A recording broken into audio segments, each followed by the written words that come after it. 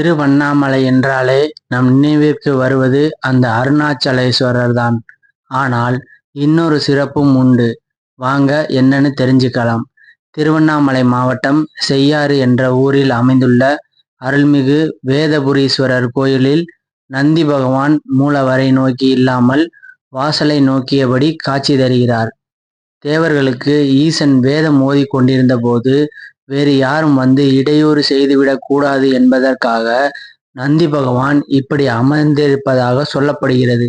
இக்கோயில் மூலவர் ஸ்ரீ வேதபுரீஸ்வரர் சுயம்பு மூர்த்தியாக அருள்பாலிக்கிறார். இக்கோயிலில் 9 வாசல்களை கடந்துதான் மூலவரை தரிசிக்க முடியும்.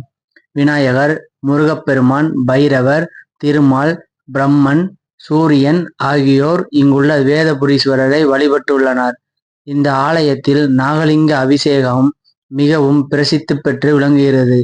இக்கோயிலில் காட்சி தரும் 11 தலை கொண்ட நாகலிங்கத்திற்கு சனிக்கிழமை ராகு காலத்தில் அபிஷேகம் செய்து வழிபட்டால் நாகதோஷங்கள் விலகும் என்பது நம்பிக்கை. இக்கோயில் மூலவர் மீது ரத சப்தமி நாள் மட்டுமின்றி நாள்தோறும் சூரியனின் ஒளிக்கதிர்கள் விழுவது விசேஷமாகும். இந்த ஆலயத்தின் 8 கோபுரங்களையும் ஒரே இடத்தில் நின்று தரிசிக்கலாம். அதேபோல் மகா மண்டபத்தின் ஓரிடத்தில் நின்றபடி சுவாமி, அம்பாள், முருகன், கணபதி, நவக்கிரகங்கள் மற்றும் தல விருட்சம் ஆகியவற்றை தரிசிக்க முடியும். தல விருட்சம் இங்கு தல விருட்சம் பனைமரம். எனவே இந்த தலத்தில் இறைவனை வழிபட்டால் பஞ்சபூத தலங்களையும் வழிபட்ட பலன் கிடைக்கும். இந்த தல இறைவியின் பெயர் இளமுலை அம்பிகை, பாலகுஜா அம்பிகை. இந்த கோயிலின் தல விருட்சம் பனைமரம் என்பது அறிந்ததே. இங்குள்ள செய்யாற்றின் கரையில் ஒரு சிவனடியார் பனை மரங்களை நட்டார். அவை அனைத்தும் ஆண் பனை என்பதால் பூத்து காய்க்கவில்லை. ஒரு சமயம் திருஞான சம்பந்தர் இந்த தலத்துக்கு வந்தபோது பதிகம் பாடியதை தொடர்ந்து ஆண் பனை அனைத்தும் பெண் பனையாக மாறி பூத்து காய்த்து குலுங்கின. இந்த அதிசயம் நிகழ்ந்த தலம் இதுவாகும்.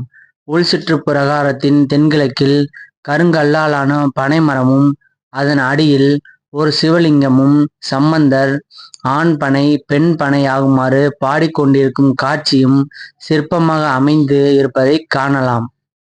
இக்கோயில் சுவாமி அம்பாளை வழிபட மனத்துயர் நீங்கும். இந்த தல பனைமரத்தின்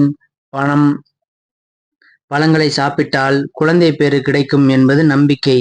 இக்கோயில் திருவண்ணாமலையில் இருந்து சுமார் 84 கிலோமீட்டர் தொலைவிலும் காஞ்சிபுரத்தில் இருந்து சுமார் 30 கிலோமீட்டர் தொலைவிலும் உள்ளது.